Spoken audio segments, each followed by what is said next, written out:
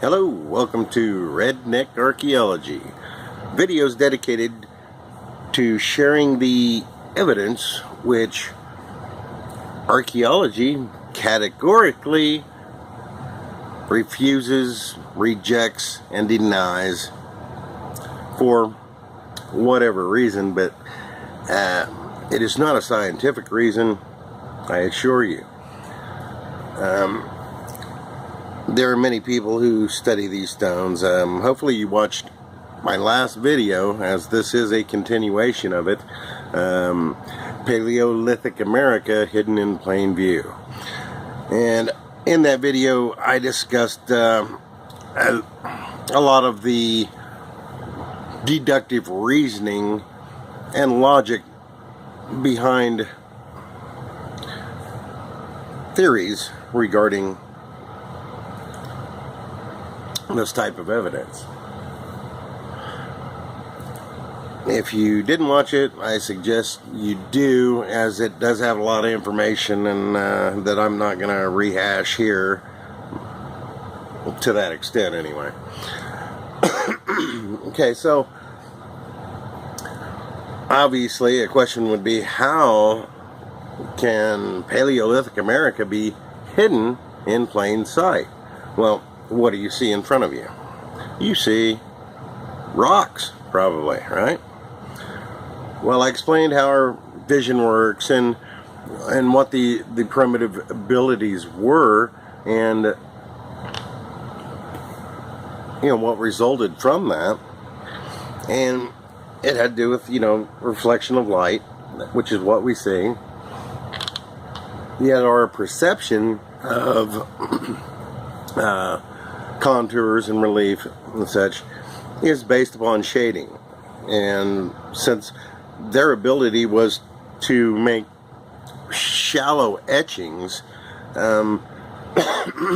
these things are completely dependent upon shading to be viewed. So basically they use shading the same way we would use charcoal, paint, or ink, or whatever. So here's an example. Now, I've had a love-hate thing going with this sandstone for quite some time, because I knew there would be answers on the sandstone.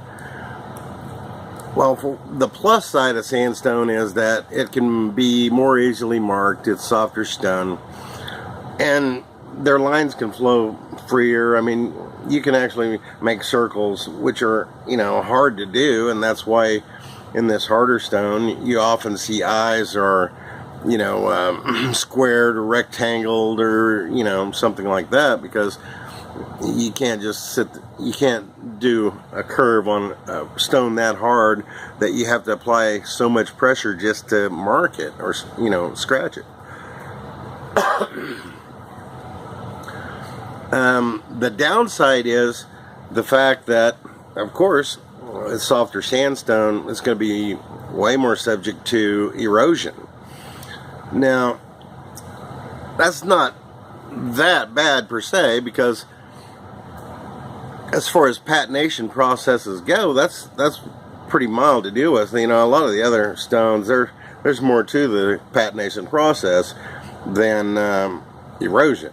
There's attachments, there's growth, there's and the erosion. So it's like basically rounding and growth, because rounding is really what erosion or natural processes will do. So therefore much of the sharper definition is lost to this stuff. However, it can still be seen, not nearly as clear as it was originally, I'm sure. But we'll give you an example, and this is a very nice piece of sandstone. It's one of them things.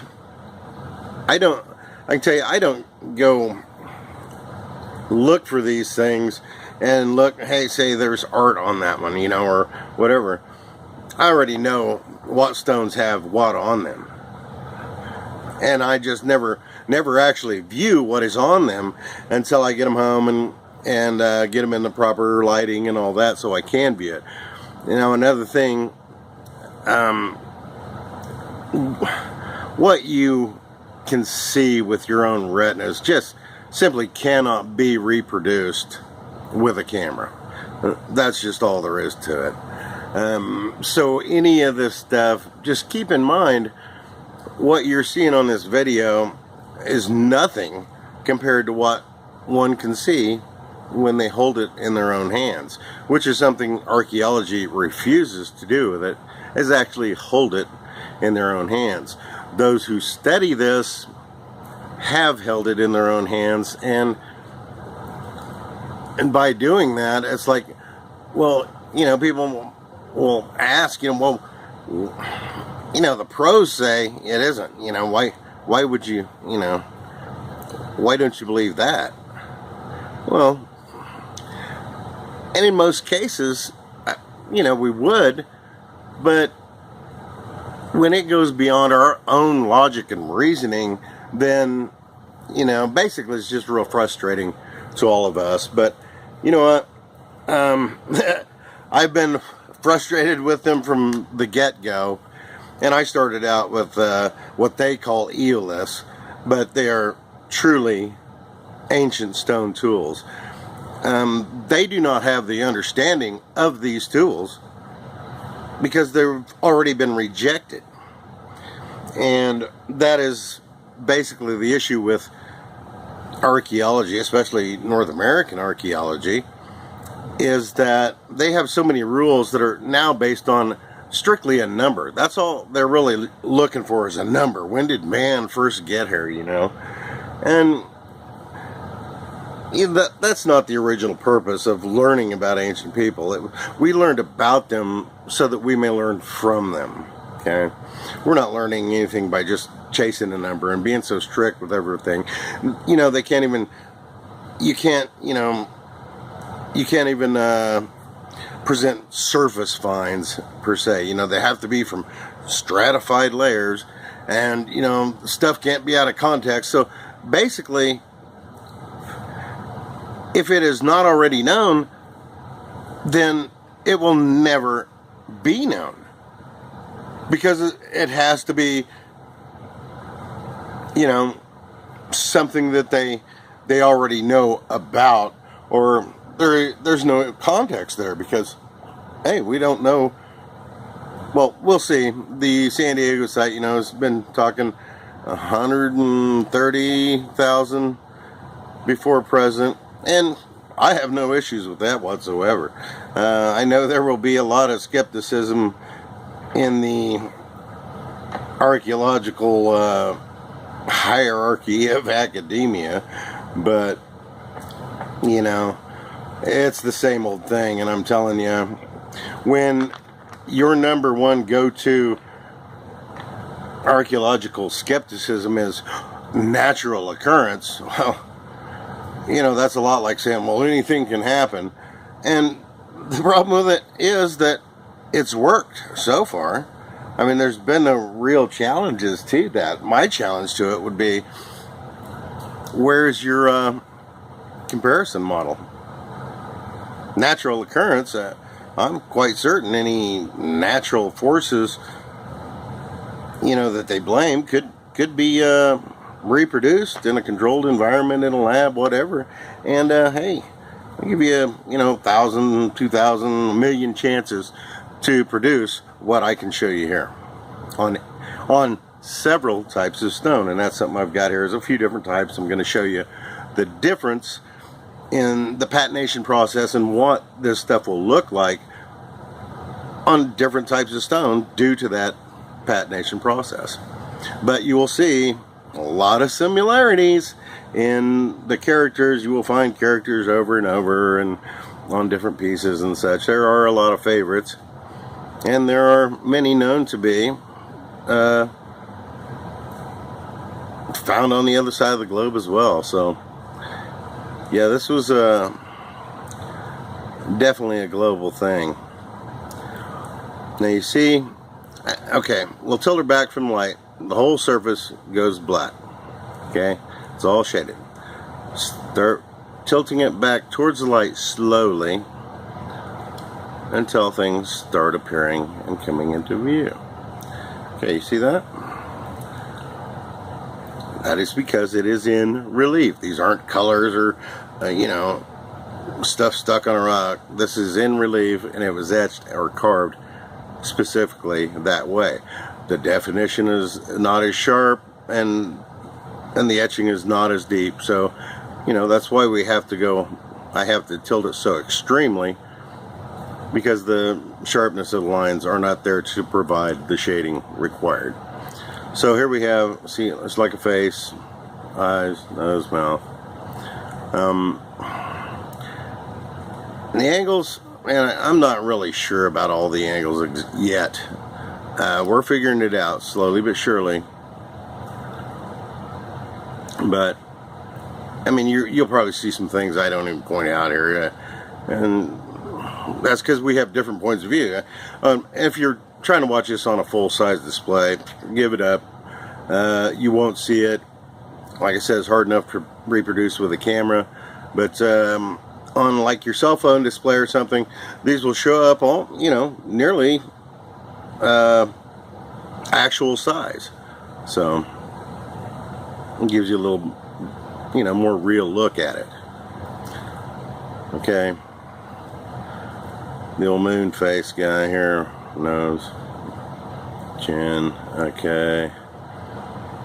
And, you know, not all of this is going to be, oh, just so definite that, you know, oh, it can't be anything else. But, and things change. See, now this is a half or three-quarter profile facing right with a big old nose and mouth.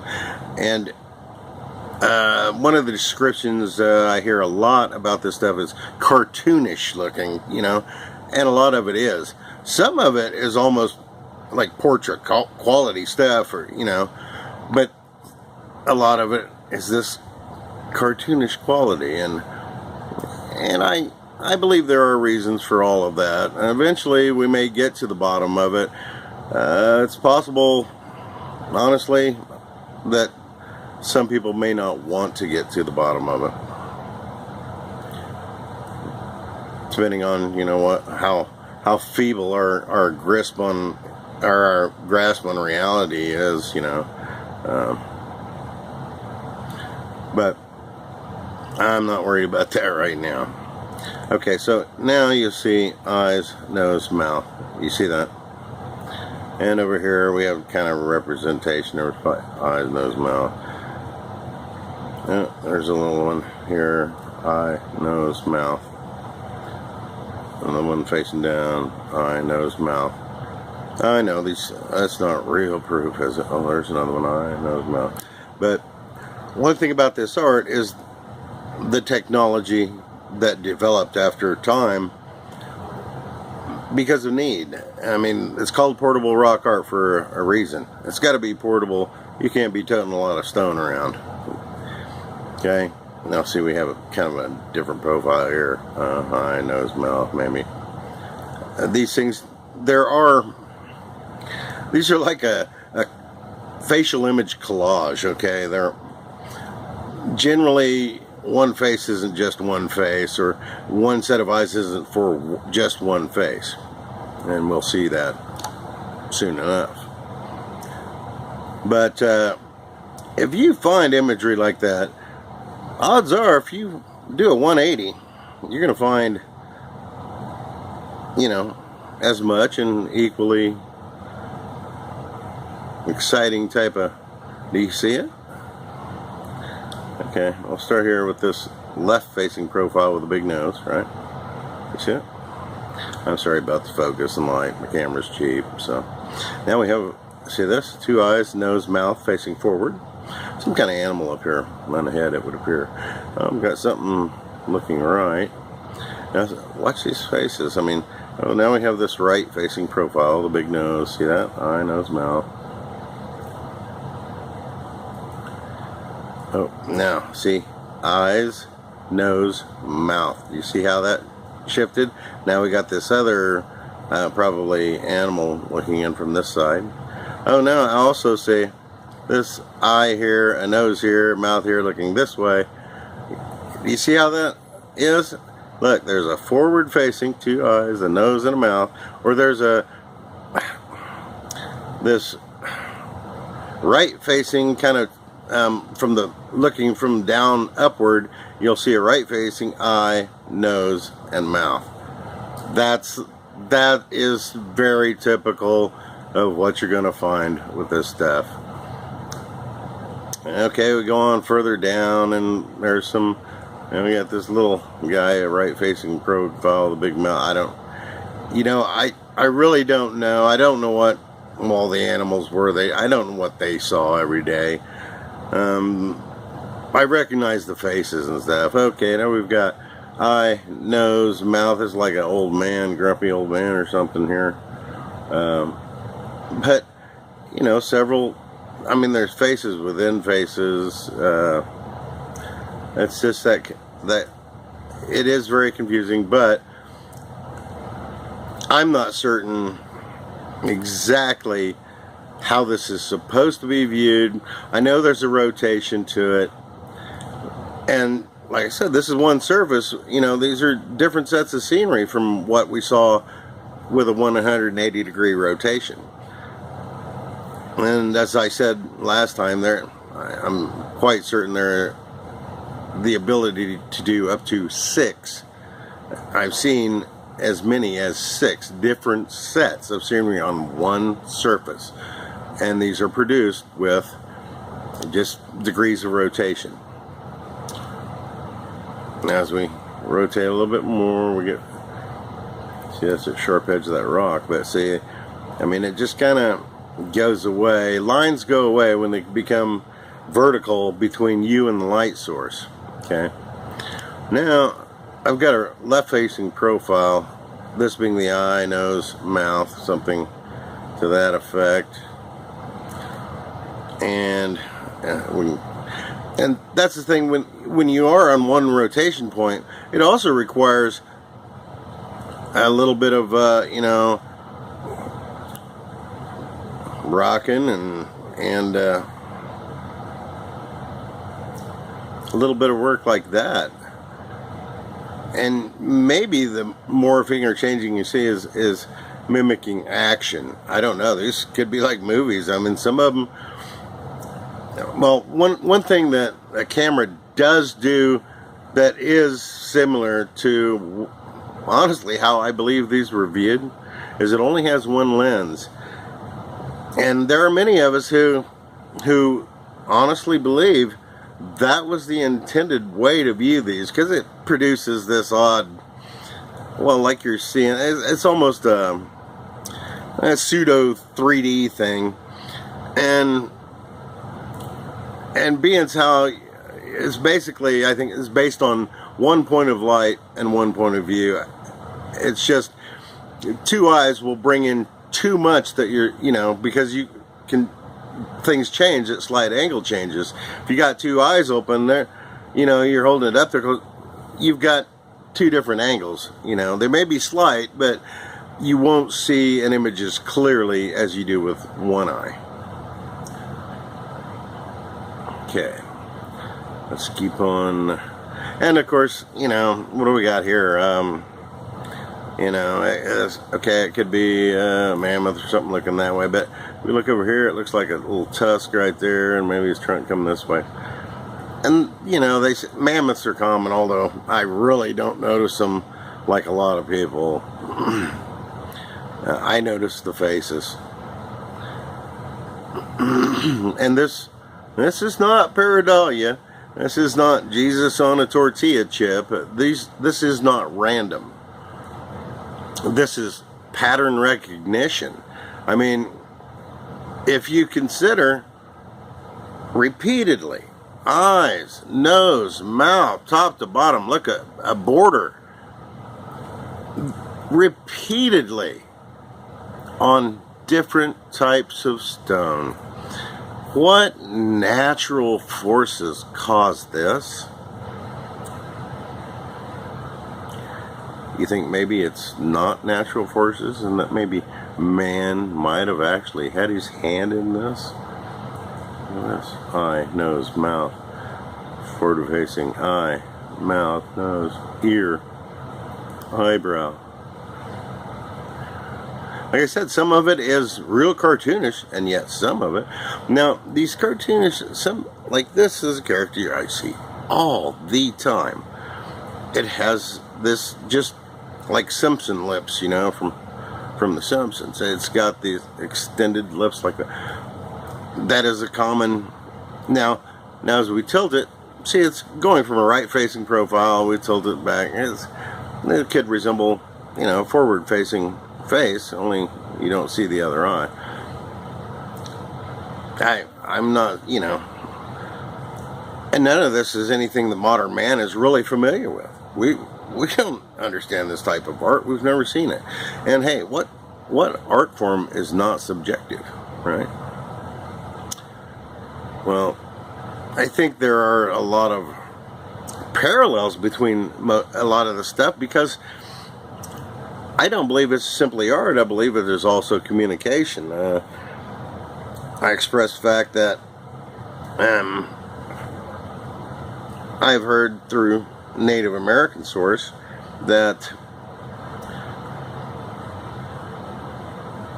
some of these stones tell stories, and they definitely can, because, you know, as much as they've applied, you can rotate, get 6 different per surface, 6 different sets of scenery.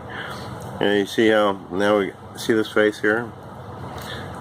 Okay, you see this left-facing profile right in here, and I kid you not, some of these are clear enough. You can definitely tell gender in the faces. Some of them, this is crazy, but you can tell. Well, I've noticed Asian likenesses. You know, the ones that came across the Bering land bridge or whatever. I believe it's back to maybe 14,000 as the earliest they had crossed here, but you know, how do we know for sure? Okay, there's another like face here. You see it? Nostrils. See, they just make up so much different stuff on one surface, and it's just you know, like I said, with each view, you see this woman, eye, nose, mouth. I mean, I showed you that profile before. This guy's coming around there. Is there a kiss going on? Because there are what I call wedding stones. I don't know why I do that, but they are on these. They're on a break line which is a concave area where, you know, there's a line separating, and it's like a V notch, you know. Often right there you will find, and maybe just because they work both sides to, you know, make faces, and where they come together, and maybe it just appears they're kissing, but a lot of times I can tell that it's male and female. And then you'll see these other little figures around there. It's like, must be a family portrait. Okay, you see the face here? Eyes, nose, mouth. Okay, let's do our 180. Whoops, sorry about that. Where were we? Yeah, that's where we were, correct? Okay, let's do our 180. We got some cool stuff going on here now. At the top, I believe this is clearly beast. What kind of beast? Well, you tell me. Oh, look, see there, it looks like a cat or a lion or something. Seeing it's eating this feller. And that, unfortunately, they probably saw that often, and it is something you will see in these works as well. But, or, you know, hey, I think there's another angle. that it kind of looks a little different than that. I know there is, because, you know, I was thinking at one point, hey, this is our hero. He's a big feller, big muscular. See, he's got his arm around there, and maybe it's that angle, but I was certain I had a better view of his entire face, but maybe it was clear back the other way. Yeah, as I move back that way, then it's like an eye, nose, and a mouth looking this way. Maybe he does get eaten. I don't know, but you know, for me, this all started because of particular skill set, an outdoor skill set, which kind of allows me to relate to their way of life and their daily tasks at hand. That's how I was able to recognize certain tools, and indeed I have created lithic reproductions and used them, and yes, I know I understand their tools pretty well, but if you've already rejected them, then well, you'll never understand them. Now we have an overall face. You see this, the hooded feller? That is not uncommon either. I don't know what it represents, but there's something about a hooded feller or fellows, I don't know. Okay, let's go on, try to make some other things out. Okay, right here, see what this is. Well, you know, I'm not certain now.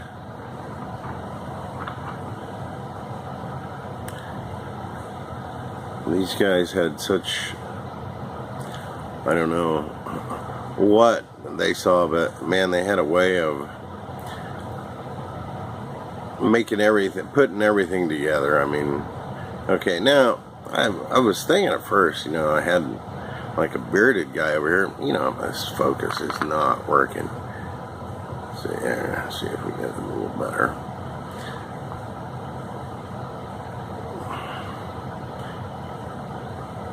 Yeah, see, I kind of was thinking this was like a bearded fella here, you know,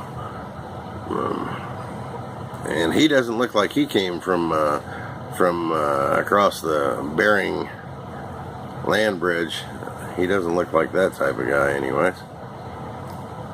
Okay, let's continue on and check out the face in here. There's an eye, nose, mouth.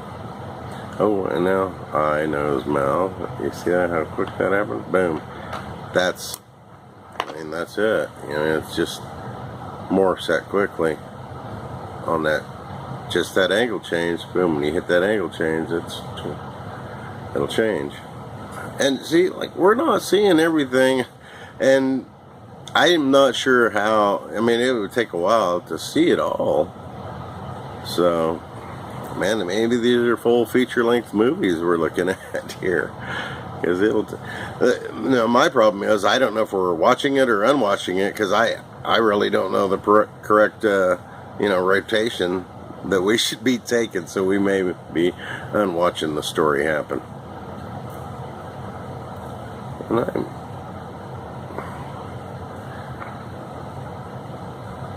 there are some just put it this way, this stuff just gets peculiar and peculiar as it goes. But it's very interesting. And I just want you know, everyone to see what this stuff is like, so they can find it for themselves. I mean, you saw what it looks like, you know, in the light. You'd never know. Sure, this stuff has been under our feet, just, you know, since my little feet hit the ground, I've been walking on this stuff. I guarantee you that. So, I mean, there's quite a bit here. That's really, I think, a fabulous piece of work here. That, I mean, there's some of the stuff on here that is just, I mean, you might dismiss, you know, seeing, oh, what looks like a couple images or something, but you see how many is here, right?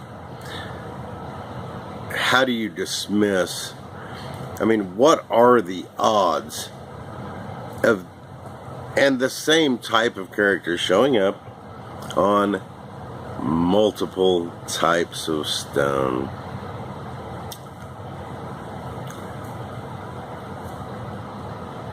Well, I mean, what are your own, you know, what's your own senses tell you? I mean,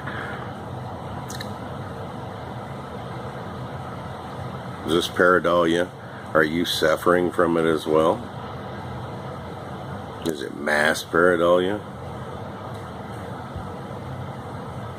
See how the trunk comes around here, and the face that's up there. Look, there's another face looking that way. I mean, see, I mean, we already looked at that, and yet we still hadn't got that particular angle, and that's it. This is so cool.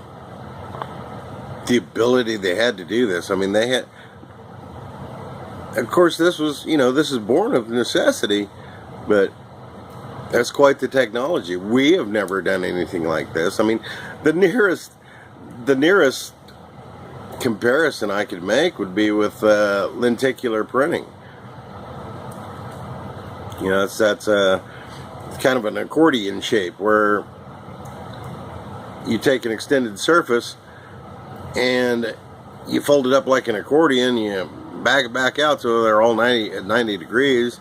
That means half the surface area is looking left at 45 degrees, half the surface area is looking right at 45 degrees. And then with printing and ink, you know, one billboard has two separate advertisements. You know, it's called biconvex. Well, that's, like I said, that's the nearest comparison I can make that, as far as modern man has done, and it is nothing compared to what they've done here. Okay, here's another cartoony looking, and I don't necessarily see it with the tongue sticking out all the time, but I do see that character as well. And that's the thing. Like I said, there's like, some of these are so realistic, and then you have these cartoonish looking things. That's because I really think the cartoonish looking things are kind of a simple draw, and I think those are more like script. You know, they have a specific meaning, you know, depending on, you know, the direction of a profile. Now, there's some other things I want to point out that are gimmies, meaning going towards the odds of probability side of this. Things that, if you see something on a rock, it's almost always going to have something associated, okay? And let's see if I can, pretty sure this one had some of those qualities to it that we could, I mean, look at the way the eyes go. You won't find an eye like this on the harder stone. Nothing that nice and round. It's just, it can't be done really on the harder stuff. And of course, you know, to do this, they had to use harder stone than something of a gem type hardness, you know, semi-precious or agates.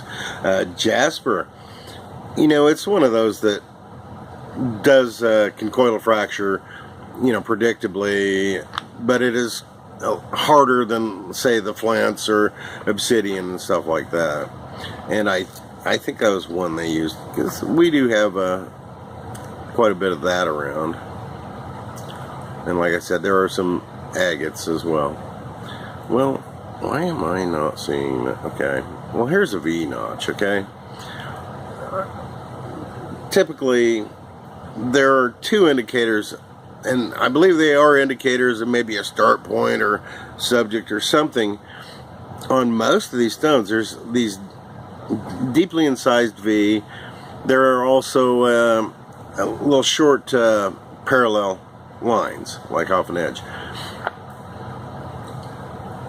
within those is always a facial imagery, and that can vary. What type of facial imagery, you know, direction looking, whatever.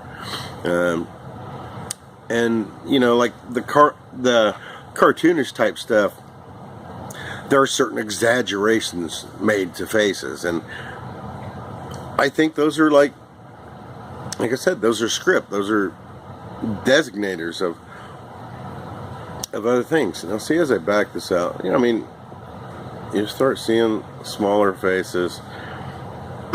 Some of this stuff is really tiny, and someone asked me at one time, wow, that's pretty intricate. How did they, you know, that's pretty tough stuff.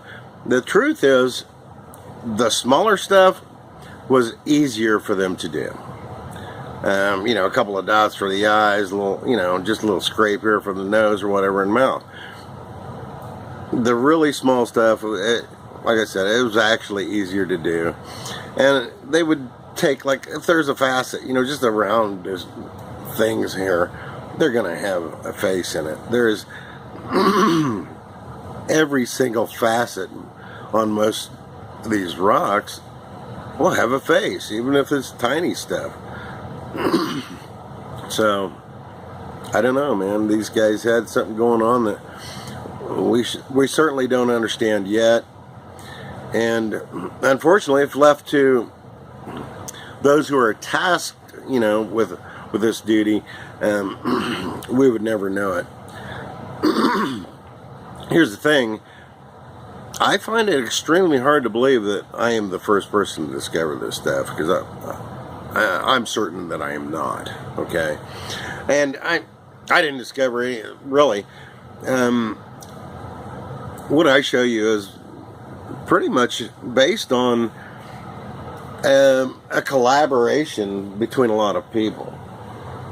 I mean, there are a lot of people who are concerned, interested, whatever, and all of them are more than willing to share, because they as well want to know more. And we know what it is when we hold it in our own hands, but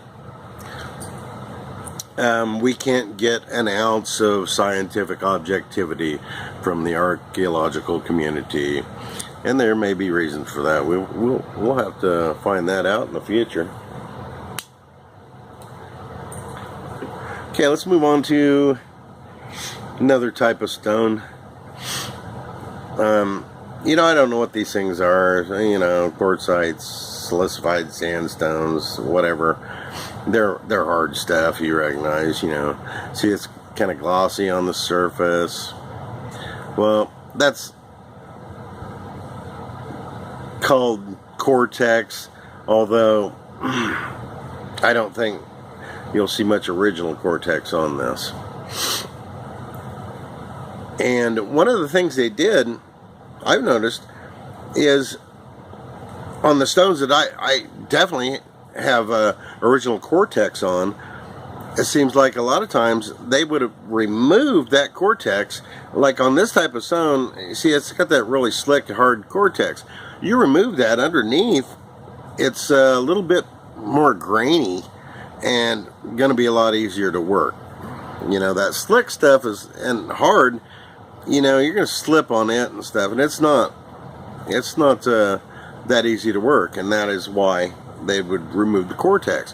Other stones are harder on the interior with a softer cortex, and you will see that they work the cortex side. I mean, it all makes perfect sense. Okay. Hang on. Yep, sorry. What was I saying? Okay. Yeah, about the cortex, and it depends on the stone. Where they're gonna try to apply this art. And they've applied it on stuff that, I mean, you can barely make it out, and it's, well, no wonder, because the stuff's so hard. It was hard to do anything but straight lines, and there is some representation, but to the untrained eye, most people would never really get it. Okay, see, we're starting out here. It's, like I said, a whole different type of stone. And look, you already see we're getting the same type of things. Like, okay, at this angle, kind of have a, see, eye, nose, mouth, and that appears to be a woman.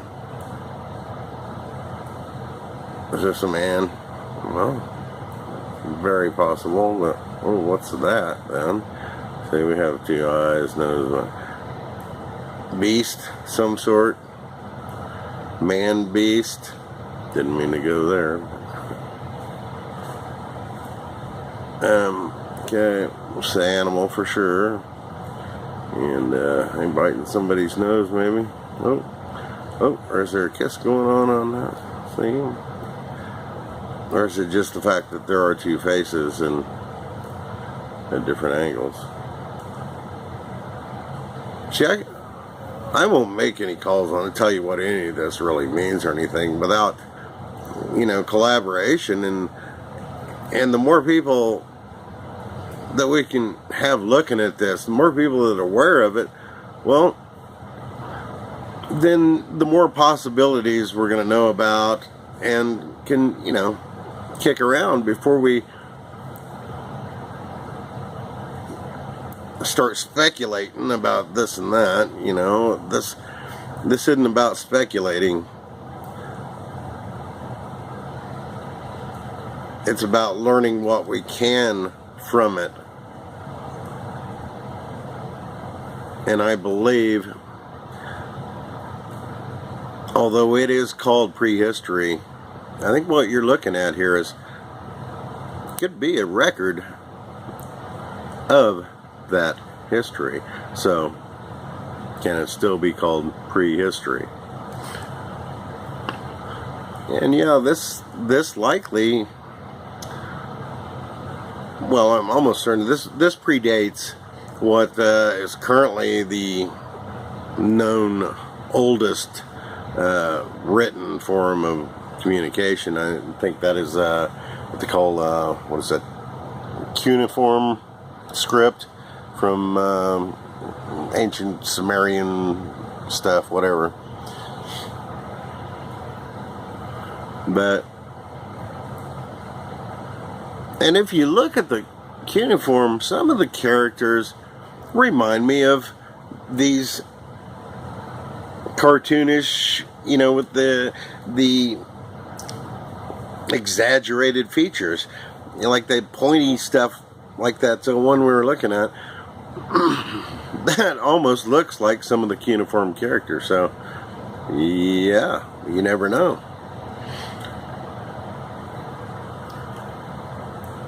Okay, are we seeing anything? Do I need to be pointing more out here, or I'm just kind of, because I don't know what is all on these. This is just a random bunch of rocks, but this is typical of what you will find if you look for it.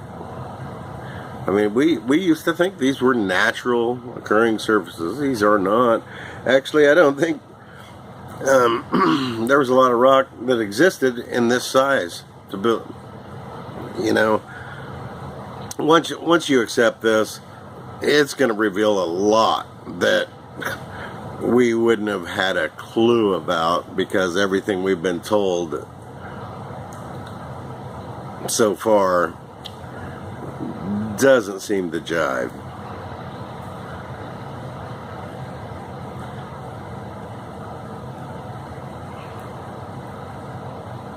But these are not all of these stones here are going to be super fabulous with stuff on them. It's an assortment just so I can show you, you know, how this stuff can appear a bit different between different types of stone. This one, I'm not exactly sure what you call this, but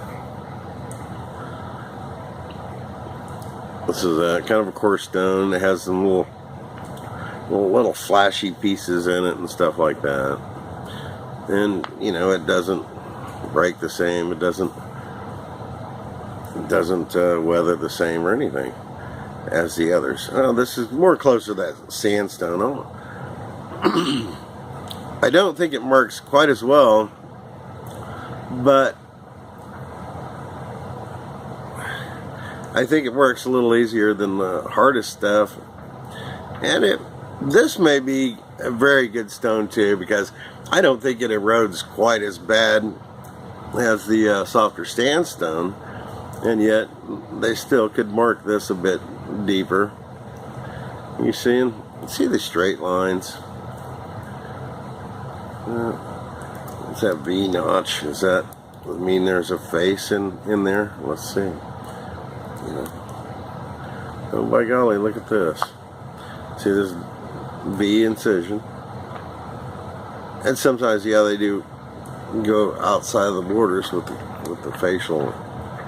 I just can't get a good, clear picture of that face.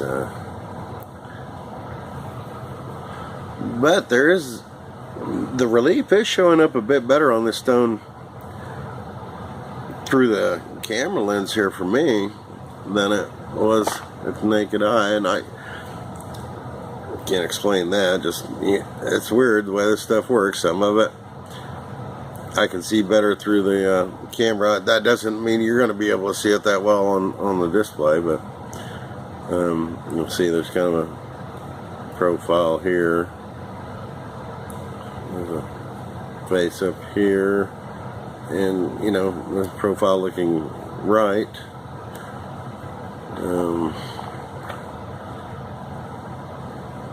And sometimes, it's distance, how big the thing is. I mean, sometimes I don't see things until it's a thumbnail, because overall there could be a picture I'm missing, and there's a lot going on here, I can tell you that right now. There's V notch here, but there's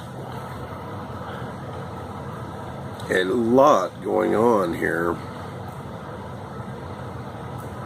that perhaps you see it and I don't even. Just depends on the perspective. I see two eyes, nose, mouth facing forward now. You have this little face here, and this face still facing left 3/4. Go ahead and rotate on around here. I don't know. There's a large face of something. Oh, this could be a mammoth, or yeah, it'd be a mammoth with that big old head. But looks like maybe a child's face right here. See that?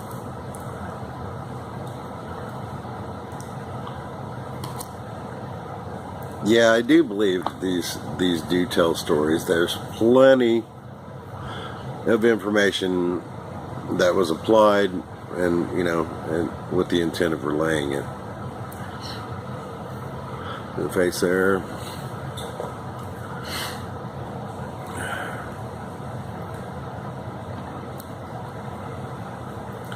I mean, I don't know how anybody could look at this and say this was not works of art, because some of the stuff is just so fabulous, and the way the technology they had of doing it, it's just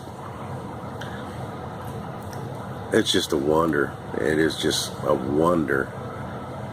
And yet, for some reason, archaeology refuses to even look at it. Eyes, nose, mouth. Eyes, nose, mouth.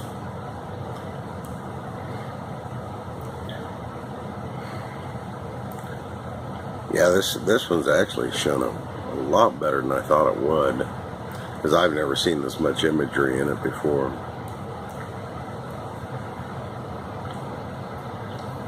But what do you think? I mean, I tell you, some of this stuff is pretty darn convincing if you ask me. I don't have any question about it. I know what it is. Hopefully everyone will soon, and then we can get everybody's input. I mean, archaeologists, they've kind of put a wedge between themselves and the public, and in the premise that people raiding, archaeological sites and all this stuff, and I can see that. But it's a bit like kicking the boss out of the shop. You know what I'm saying? Because they work for humanity, and without reaching outside of,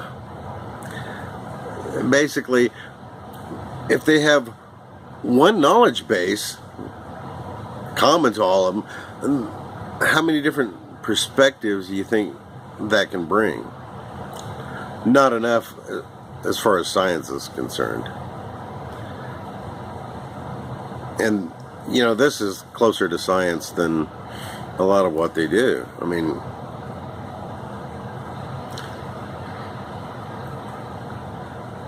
mean, you're seeing more right now than archaeology has shown you in over a century in North America. But see, the fact that they missed this, it doesn't just affect North American archaeology. It affects the entire science of human origins. It does, because this is missing from it. How can we know anything with, such a huge piece completely missing? Okay, this is like an eye, a nose, and a mouth. I know there's more, and I'm not pointing them out, but you guys can see them, and that's great. See this eye, nose, mouth, some weird beast. Facial profile, right facing, eye, nose, mouth, very possibly a woman. These concave areas, sunken areas like that, often the imagery within them is better if they're not a stone. Like this one actually has collected some attachments that are going to fill in stuff, definition, and just. But even though this stone patinate's different, you can still recognize the similarity between the imagery.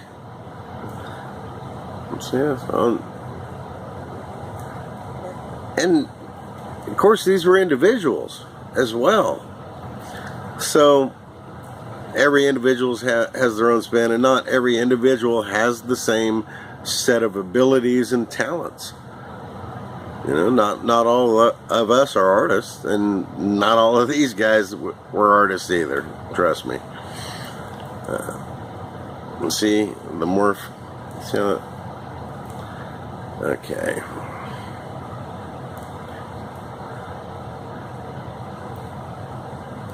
Obvious face. I mean, like I said, it's all in perfect relief. Eye, nose, mouth. Eye, nose, mouth. Eye, nose, mouth.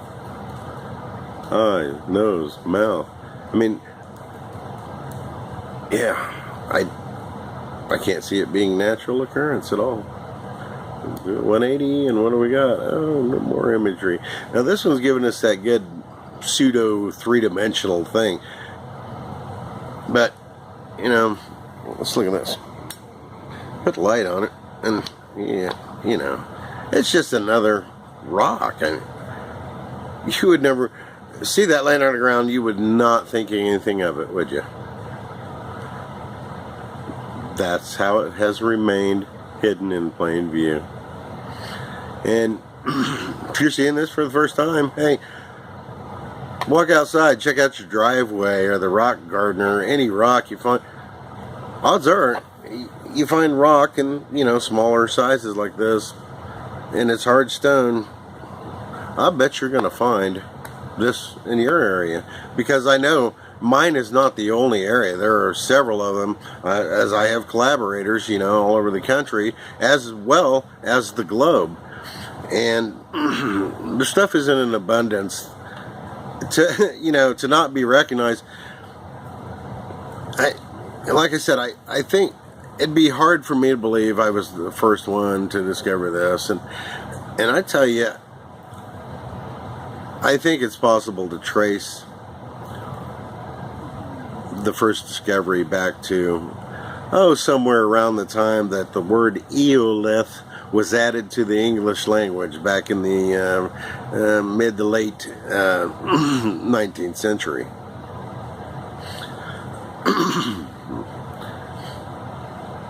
You know, I've looked at Charles C. Abbott's works, who began before the 20th century. He was, let's see, his books 1880s to 1890s and stuff into the 1919 was his, I believe, his last archaeological type publication. And I've seen the works in there, and you know, the things he had documented, and yeah, some of them are the exact same tools. I know, and I have studied, I know the wear patterns, I can recreate the wear patterns, and I know how they were used. I know the ergonomics were very big. I mean, ergonomics were, they did not skimp on the ergonomic comfort and grip of these things, because you think about it, these things are hard as rocks, right?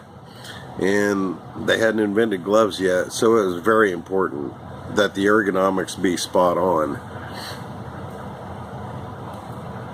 You know, you get a blister back then, you might die from it, who knows?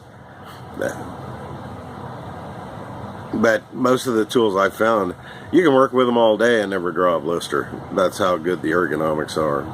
In fact, there was more concern, more alteration made out of ergonomic concerns than the actual functionality parts of many of them. It's pretty cool stuff. See his faces along here? Each, like I said, a lot of times I'll see on an edge like this, an outer edge, it's just a little series of straight lines maybe. See, we got a V-notch here. But these little series of straight lines, it just looks like a stair-stepped edge, which happens when, say, you put a little bit too much energy in your percussion strike. You know, it results in these little stair-stepping. I don't think the stair-stepping was natural. I think the divider lines they put in themselves.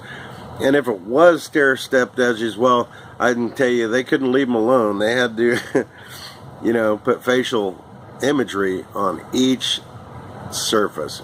Are you catching these? I mean, eyes, nose, mouth.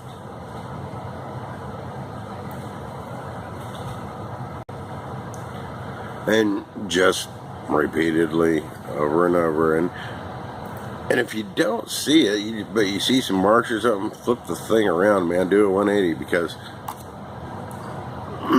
like I said, find that fabulous. See how that, I mean, it's just crazy.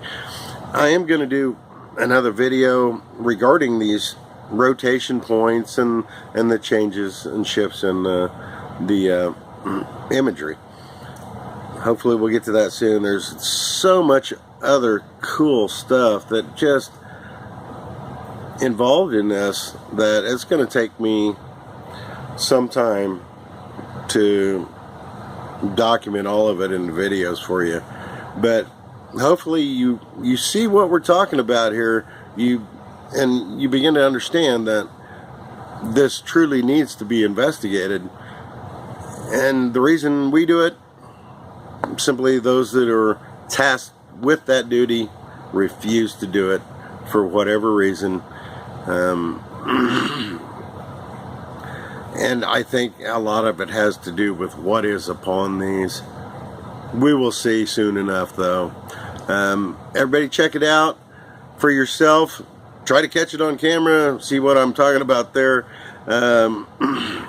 Please leave comments, whatever. Share this thing, share this video, tell all your friends, because too few people actually know about this, and the world needs to know about it. Alright? Thanks a lot, guys, and we'll see you next time. Bye.